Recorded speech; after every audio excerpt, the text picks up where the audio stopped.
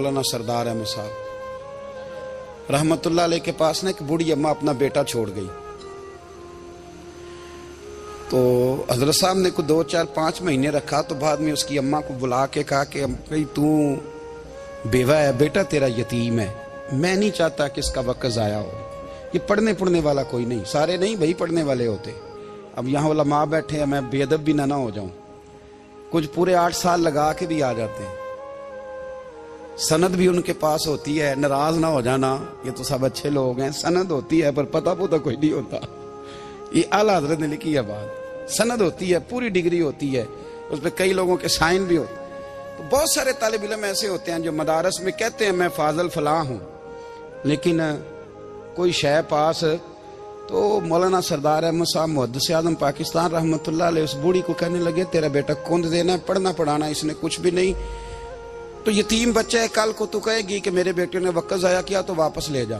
बूढ़ी अम्मा रोने लग गई, कहने लगी मैं पढ़ाने तो नहीं लाई थी, मैं तो आपको रब का वली समझती हूँ, मैं तो नौकरी कराने लाई थी।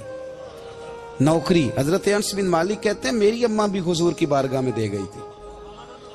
हुजूर की बारगाह में ये नहीं कहा था कि या रसूलल्लाह पढ़ा दें, हाँ हाँ मैं जिम्मेदारी से बात कर रहा हूँ।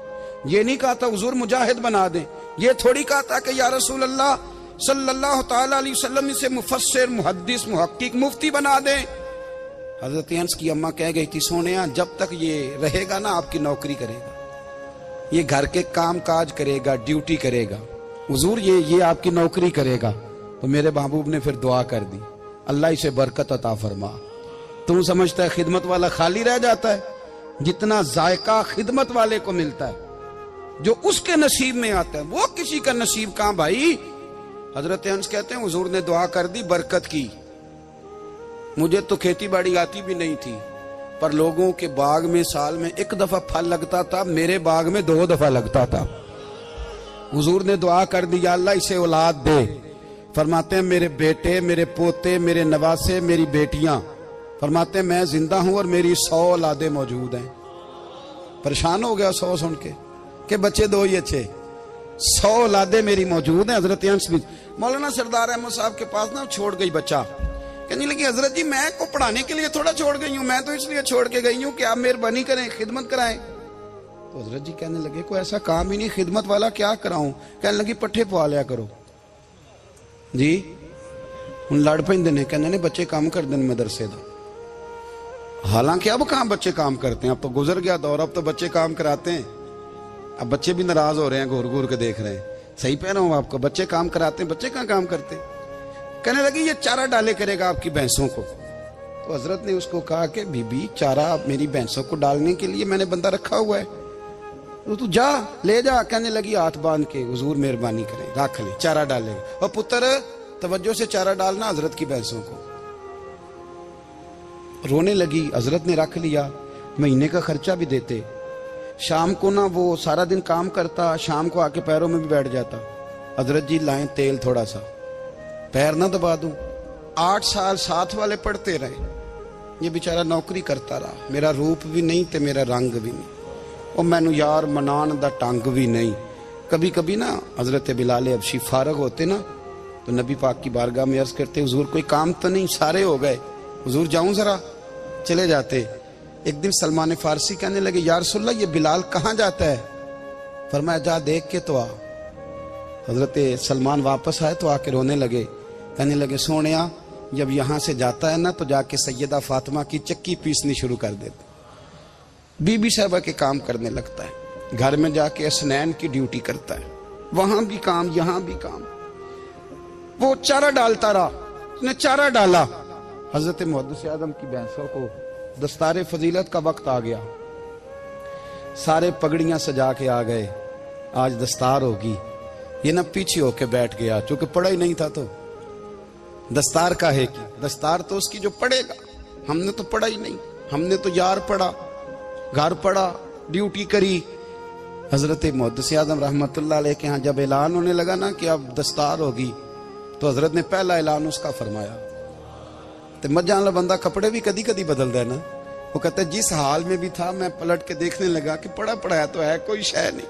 तो ये माजरा क्या है, पीछे से उठ के आए तो कहते हैं बाकियों की दस्तार किसी आलिम ने की, किसी सूफी ने की, लेकिन ये भैंसों को चारा डालने वाला जब आया तो मुहद्दिस आदम ने फरमाया पगड़ी के बाल को कोई हाथ ना लगाए, ये सारी दस्तार मैंने करनी है।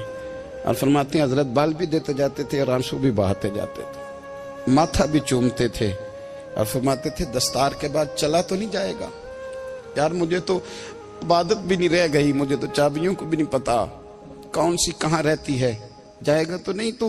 तो रो पड़ा, कहने लगा सोनिया जाए तो वो जिसके पल्ले कुछ है हो, आता जाता तो है कुछ नहीं, मुझे किसने रखना है, मैंने कहाँ जाना है, इधर कहाँ तो इधर ही रहूंगा। वो उस तालिब इल्म के सारे उस्ताद भाई कहते हैं उसने दस्तार कराई, पढ़ा पढ़ाया कुछ नहीं, पर जो मसला अड़ जाता था ना, वो जो अड़ जाता था ना, वो जाके उससे पूछते थे तो किताबें खोलने की जरूरत नहीं पड़ती थी। हजरत बिलाल हबशी कभी सिपा सालार बने थे किसी जंग में, किसी सूबे के गवर्नर बने हो? बोलो तो सही यार, उनका तारुफ क्या था? नबी करीम के गुलाम। हुजूर के ना जो जाती मामलात थे ना, 20 अंसारी नौजवान थे जो हर वक्त नबी पाक के पास खड़े रहते थे कि हुजूर को हुक्म करें, 20, और 34 से लेकर 40 तक गुलाम हर वक्त हुजूर की बारगाह में रहते। हजरत बिलाल हुजूर के जाती मामलात की खिदमत करते थे, कोई ऐसी वो जो तबलीग की या दावत की या जंग की या जिहाद की कोई ड्यूटी नहीं वो करते थे, जाती खिदमत सरकार की।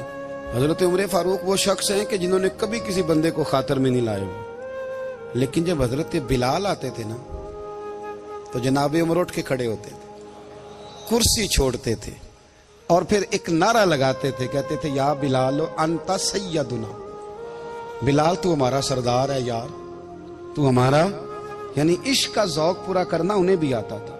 इसलिए मेरा मशवरा है, मेरी राय है, और जो मेरा हुक्म मानने वाले हैं उनके लिए मेरा हुक्म है कि ज़ौक ना कभी भी खराब करना, कभी भी ना ज़ौक ना खराब करना, अपना लुत्फ। मैंने कई दफ़ा, मैं पहली दफ़ा मदीना शरीफ हाजिर हुआ तो एक बाबा जी मेरे आगे आगे थे, तो उनको ना धक्के मार रहा था, वो सामने खड़े होते हैं ना, अल्लाह खैर फरमाए, अपनी अपनी ड्यूटी है ना, उनकी भी एक ड्यूटी है ना जी। तो वो धक्के मार रहा था तो बाबा उसे कह रहा था तेरी खैर होवे पहरेदारा, रोजे दी जाली चुम लैन दे। उन्हें फिर धक्का मारिया तो फिर उन्हें कहता तेरी खैर होवे पहरेदारा। मैंने, वो बिल्कुल अनपढ़ बाबा जी थे, पर मुझे उन्होंने बहुत बड़ी बात समझा दी, मैंने उनसे बड़ा सीखा, मिंबर पे जिक्र कर रहा हूं। वो तीसरी दफा फिर धक्का मारा, तेरी खैर होवे पहरेदारा, रोजे दी जाली। तो बाबा जी बाहर निकल आए तो मैं भी पीछे निकल आया, तो मैंने कहा बाबा जी यहाँ कुछ इन्होंने बांग्लादेशी और हिंदुस्तानी भी रखे हुए हैं, पर ये तो अरबी था खालस, उन्होंने कदों थोड़ी भी समझ आती सी, तुसी पंजाबी दा शेर सुनाई जा रहे हो। कहते पुत्र मैनू भी पता है उन्होंने नहीं समझ आ रही, पर मैं तो अपना रांझा पै राजी करता सा, मैनू पता है उन्होंने कहा ओ यार असी रांझा भी तो राजी करना है कि नहीं, कि सारी जिंदगी किलो काल के झगड़े में पड़े रहना है। ऐ इश्क तेरे सदके जलने से छुटे सस्ते, जो आग बुझा देगी वो। और एक जगह पे आला हजरत कहते हैं जान दे दी वादा दीदार पर, हमने जान दे दी। हाँ, खाली उसने वादा किया था कि आऊंगा, आया नहीं था, पर जान हमने पहले दे दी। तो इसलिए ना ज़ौक, शौक, प्यार, वारफ्तगी, मोहब्बत असातिज़ा के लिए, बुजुर्गों के लिए, उलमा के लिए, मशाइख के लिए, बड़ों के लिए ना ज़ौक ना कभी खराब होने पाए। अल्लाह आपको सलामत रखे। और कुछ दुआएं मैंने दे दी हैं, कुछ अल्लाह जानता है मेरे दिल में है, वो मैं देता रहता हूँ। अल्लाह आपको हमेशा शाद व आबाद फरमाए।